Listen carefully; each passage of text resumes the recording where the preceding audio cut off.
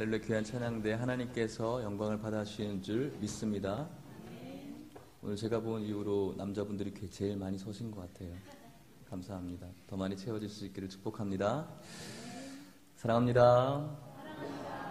네, 옆에 분들과도 인사하실까요? 보고 싶었습니다. 사랑합니다라고 인사하실까요?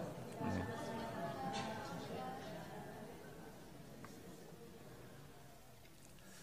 네, 5월은 가정의 달이라고 하죠. 그래서 6월, 5월을 저희들이 서로 가정을 돌아보시면서 이렇게 생각하는 그런 말씀을 저희들이 증거했던 것 같아요.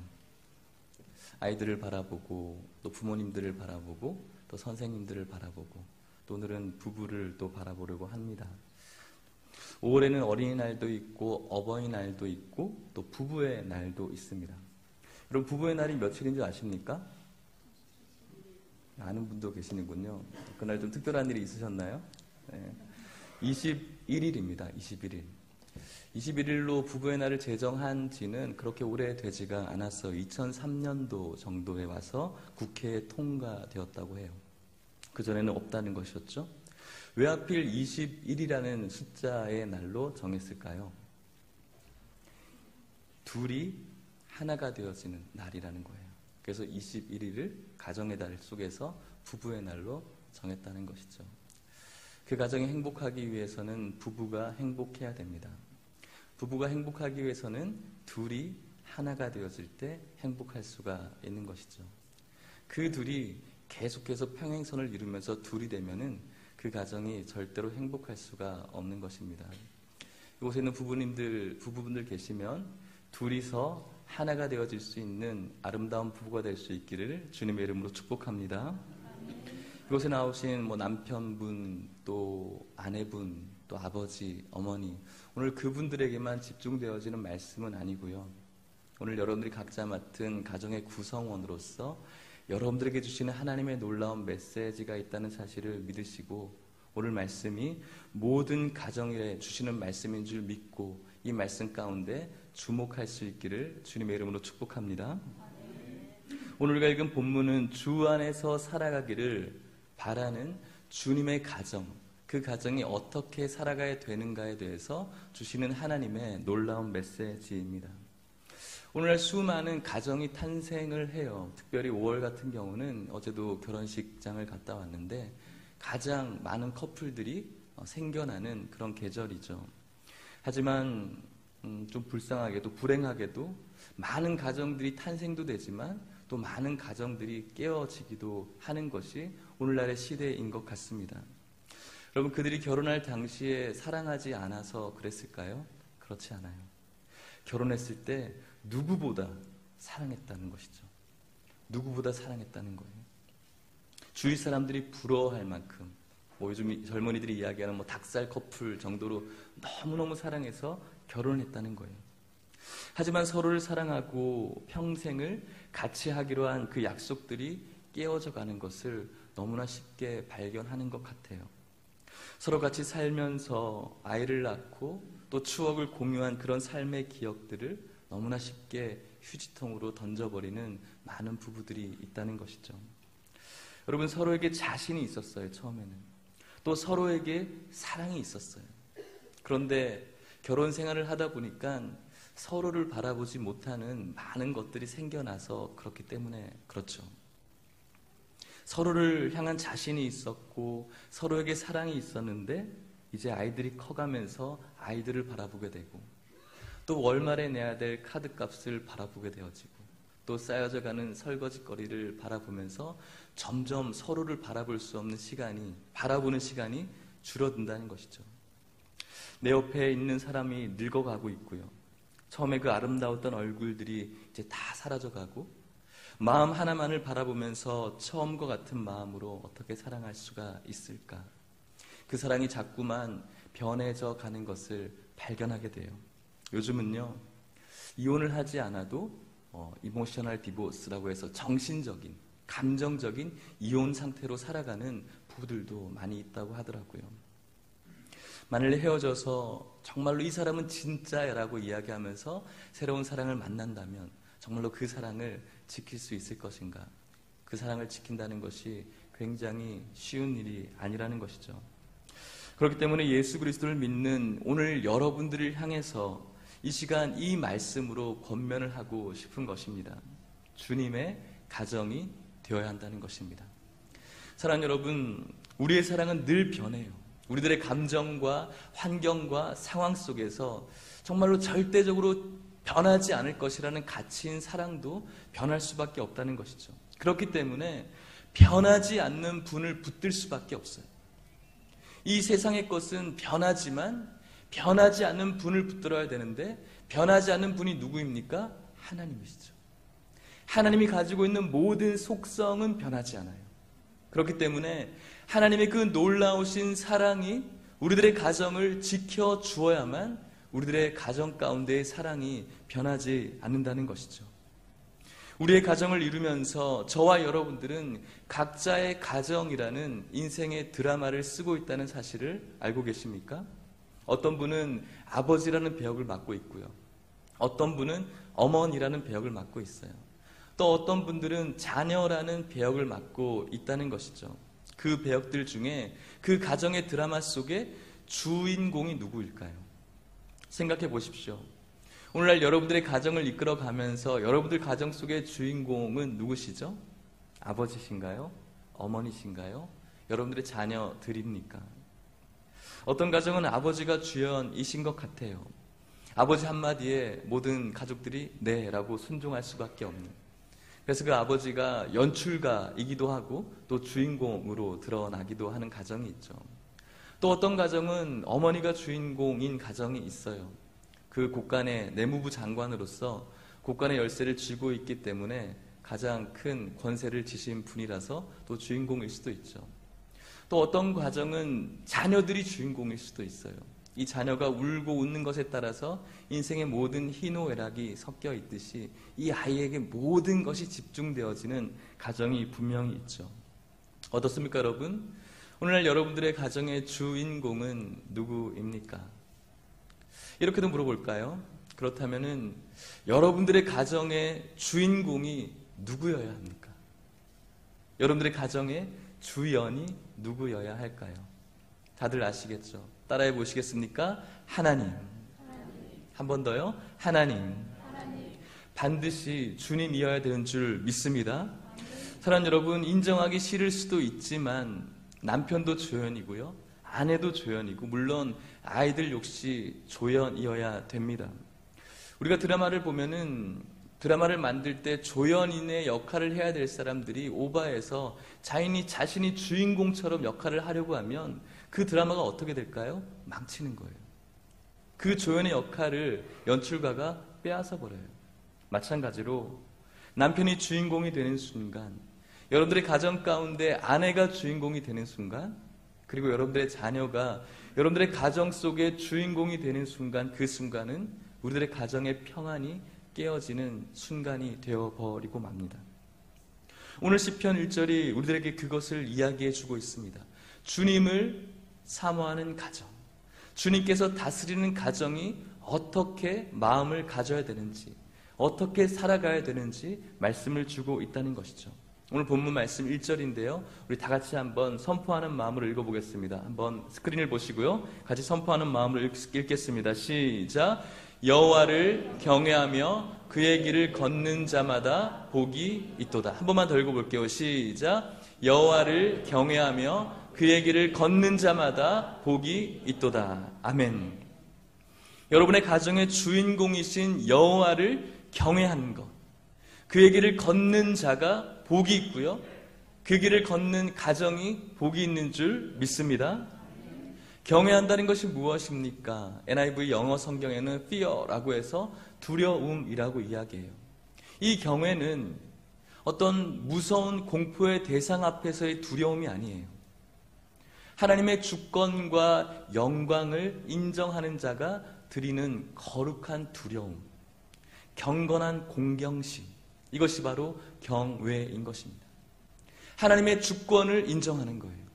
하나님의 영광을 인정하는 거예요. 그런 자가 하나님 앞에, 왕이신 하나님 앞에 가질 수 있는 그 마음의 조건이 경외라는 것이죠. 두렵고 떨리는 마음으로 살아가는 것이죠. 남편을 경외하라고 말씀하시지 않았죠. 자녀와 아내를 경외하라고 말씀하지 않았어요. 여호와를 경외하라고 하나님께서 우리들에게 말씀하고 있어요. 주님의 가정인 여러분들의 가정이 여호와만을 경외할 수 있는 축복된 가정이 될 수 있기를 주님의 이름으로 축복합니다.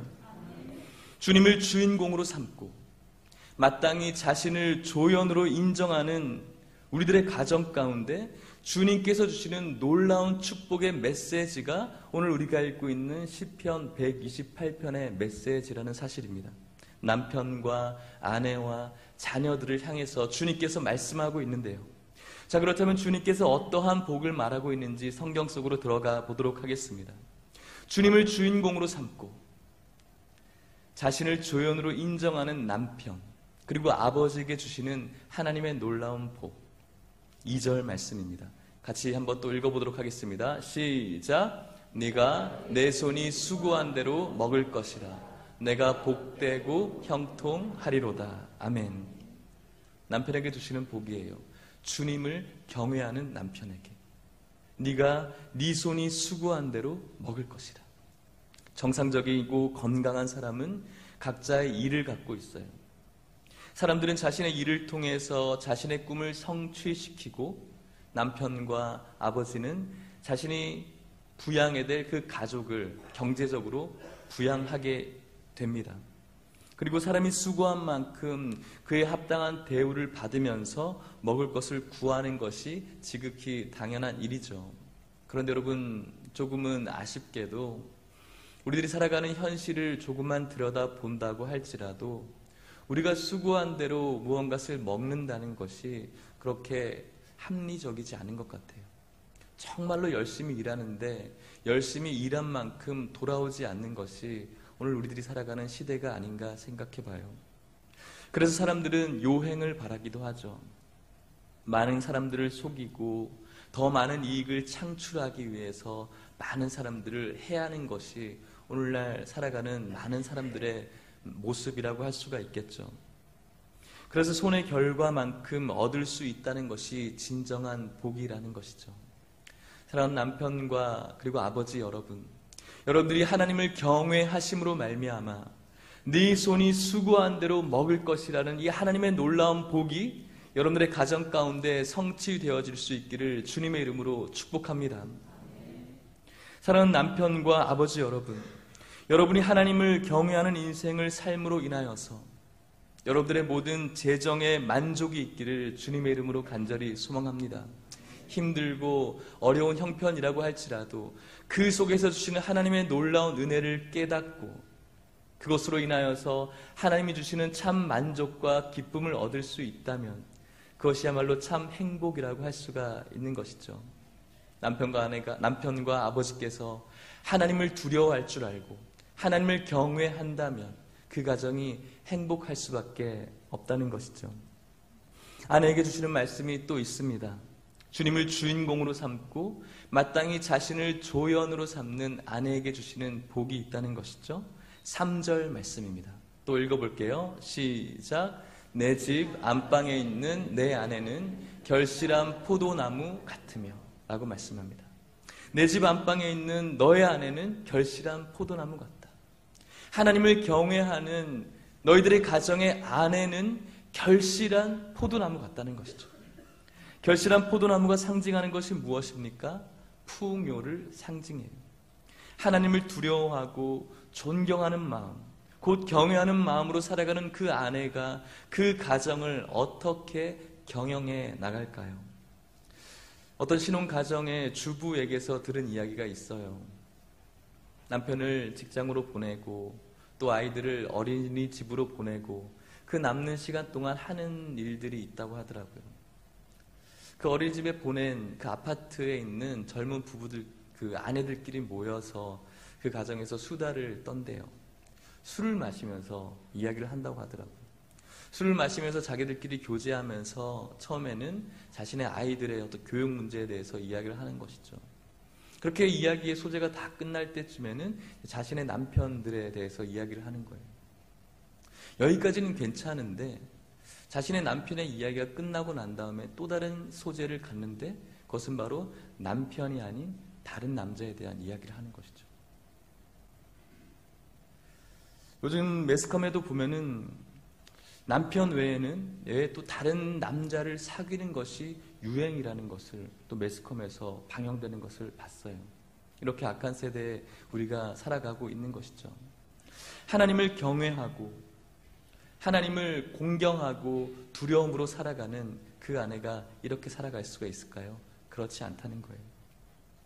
아내가, 어머니가 하나님을 경외하고 살아간다면 그 가정을 아름답고 윤택된 가정으로 경영할 수밖에 없다는 것이죠. 하나님을 경외하는 아내에겐, 그리고 어머니에겐 포도나무와 같은 풍요로움이 있다는 사실을 믿고 그 경외하는 모습으로 모든 아내들이 살아갈 수 있기를 주님의 이름으로 축복합니다. 하나님께서 자신을 경외하는 아내를 통해 공급하시는 재정적이고 그 가정의 어떤 풍요로움이 아니라 영적인 풍요로움이 있습니다. 하나님을 경외하는 아내가 날마다 하나님 앞에 서 있기 때문에 그 아내가 하는 것이 무엇일까요? 날마다 하나님 앞에서 그 가정의 남편과 아내를 위해서 기도하는 것이죠. 하나님을 경외함으로 하나님 앞에 기도하는 그 아내의 기도를 하나님께서 왜 기뻐하지 않겠습니까? 그렇기 때문에 오늘 이곳에 있는 아내분들과 그리고 어머니들을 축복하며 권면합니다. 하나님을 경외하십시오. 주님께서 주시는 놀라운 샬롬의 평안이 아내가 되시는 그리고 어머니가 되시는 분들을 통해서 흘러가게 되시는 줄 믿을 수 있기를 바랍니다.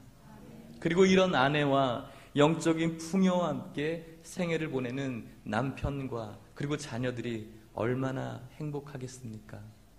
주님을 경외하는 남편과 아내가 될 수 있기를 주님의 이름으로 축복합니다. 주님을 주인공으로 삼고 또 마땅히 자신을 조연으로 인정하는 가정에게 주시는 또 복이 있어요. 그것은 자녀들을 향한 하나님의 메시지이죠. 3절 말씀을 또 읽어보도록 하겠습니다. 3절 말씀입니다. 시작. 내 식탁에 둘러앉은 자식들은 어린 감람나무 같으리로다. 다시 한번 읽어볼게요. 시작. 내 식탁에 둘러앉은 자식들은 어린 감람나무 같으리로다. 감람나무는 올리브나무를 이야기해요.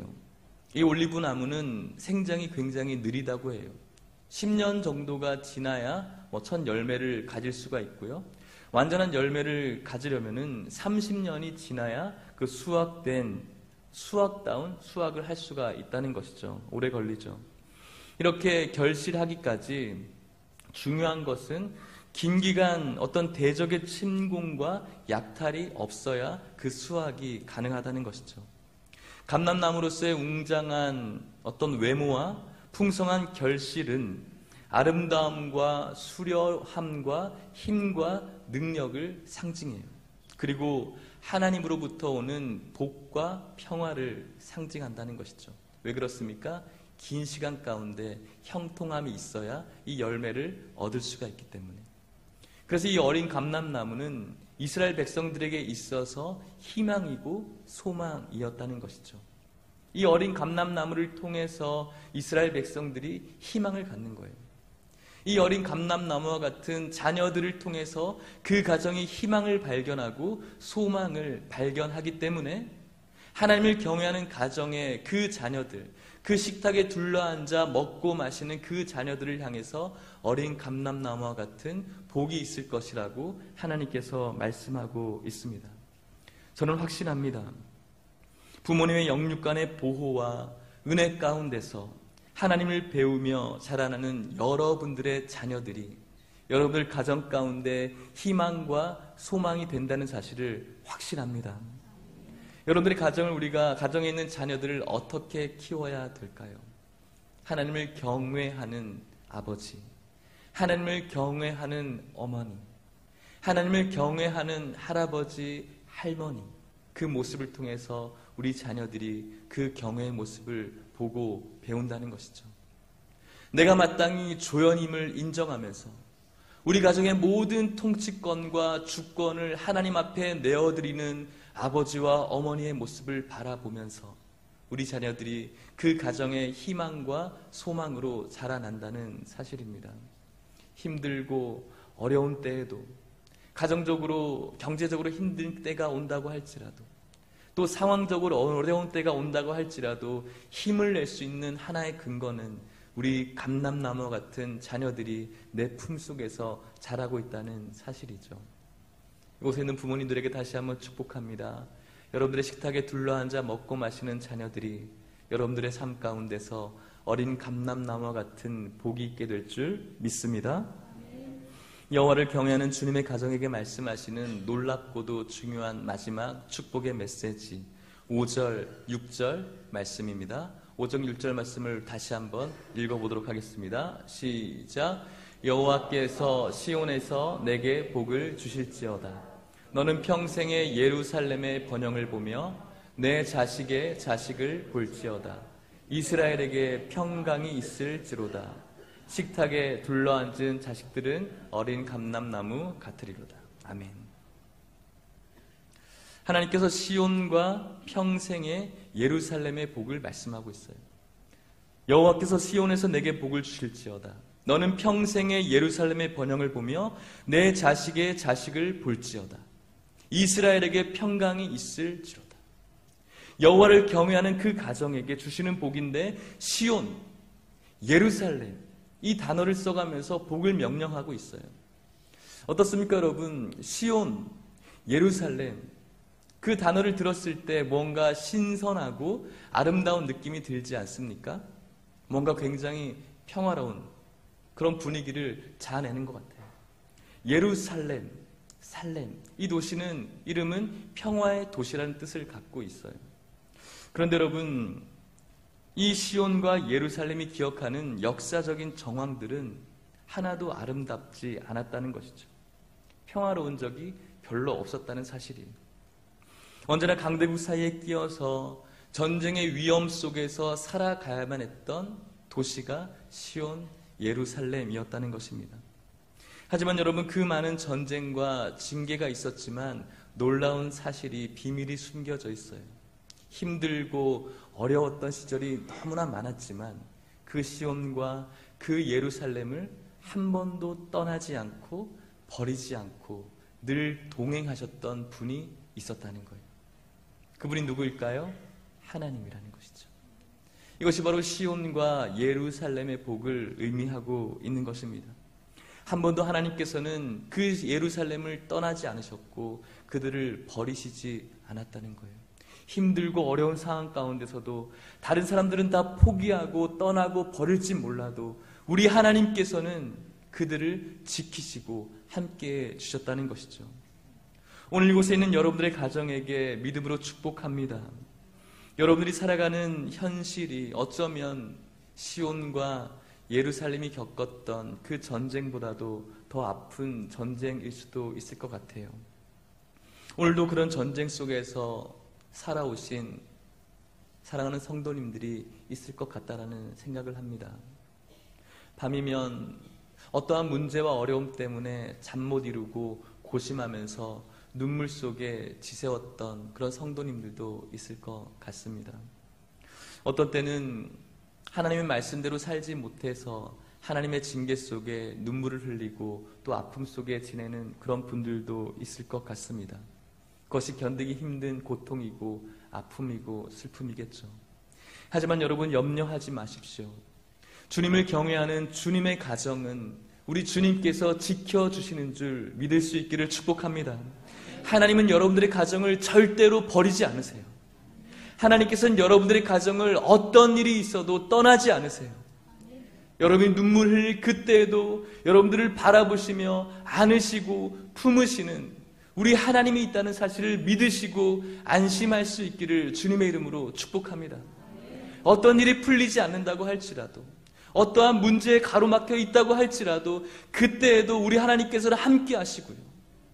여러분들의 마음 가운데 내주하시는 성령님께서 탄식하는 마음으로 하나님께서 받으실 만한 기도로 여러분들을 위해서 중보하고 있음을 믿을 수 있기를 축복합니다.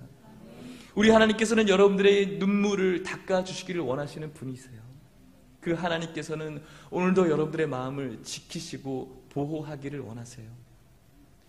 우리들이 불리한 상황 가운데 우리들에게 어떤 유익이 되지 않는 상황 속에서 많은 사람들은 우리들을 떠날 수 있지만 우리 하나님께서는 여러분들의 가정을 탄생시킨 그날부터 지금까지 한 번도 떠나신 적이 없다는 사실을 믿으시고 그 하나님을 바라보시면서 경외할 수 있기를 주님의 이름으로 축복합니다.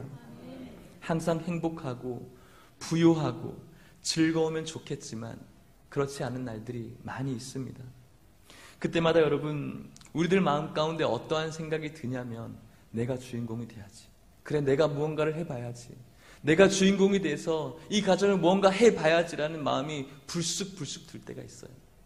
하나님 앞에 엎드리기보다는 하나님께서 우리들의 가정을 통치하시고 하나님께서 주권을 가지시고 우리 가정을 이끌어 가신다라는 그 기대와 소망과 믿음보다는 내가 무언가를 해보아야지라고 하면서 내 가정을 윽박지르고 내 가정을 드라이브 해가는 내 모습을 발견하게 되는 것이죠. 그래서는 안 돼요. 우리들의 가정의 주인공이 내가 되어서는 안 돼요. 남편이 되어서 안 되고요. 아내가 되어서는 안 되고요. 자녀들이 되어서는 안 돼요. 오늘 이 말씀을 그때마다 조용히 묵상할 때, 그래, 우리들의 모든 가정의 주도권을 주님께 내어드려야지. 그런 마음으로 깨달을 수 있다면 그것이야말로 우리들의 인생의 최고의 행복인 줄 믿을 수 있기를 축복합니다. 말씀을 마치도록 하겠습니다. 여러분의 가정이 주님이 주인이 되시고 주님께서 보호하시는 주님의 가정이 될 수 있기를 주님의 이름으로 축복합니다. 서로가 주도권을 쥐려고 하는 세상의 가정들을 닮아가지 마십시오. 세상의 가정들이 왜 불화합니까? 세상의 가정들이 왜 깨어져 갑니까? 서로가 주도권을 쥐려고 하니까. 남편이 주도권을 쥐려고 하고요. 아내가 주도권을 쥐려고 하니까 그 가정에 불화되어질 수밖에 없는 것이죠. 그러한 세상의 가정으로 변질되지 마시기를 축복합니다. 주님께 모든 주도권을 내어드리십시오. 내가 주인이 아니라 우리 하나님께 모든 것들을 내어드리는 그 주도권을 내어드릴 때 내가 주도권을 쥐려고 하는 세상의 가정으로 변질되지 않는다는 것이죠. 그것이 바로 주님을 경외하는 가장 중요한 방법입니다. 주님을 경외하게 될 여러분들의 가정은 인생의 마지막 날까지 주님께서 주시는 영적인 부요함이 넘치게 될 줄 믿습니다. 주님께서 여러분들의 가정을 천국으로 인도하시는 그날까지 주님이 주시는 참 만족과 평안함이 있을 줄 믿습니다. 주님을 경외하는 여러분들의 가정은 세상 속의 어떤 어려움 속에서도 한 번도 주님께서 떠나지 않고 버리지 않는다는 사실, 시온과 예루살렘의 복을 주신다는 사실, 이 약속의 말씀을 굳게 붙드는 우리 모든 성도님들 될 수 있기를 주님의 이름으로 간절히 소망합니다. 같이 한번 기도하시겠습니까?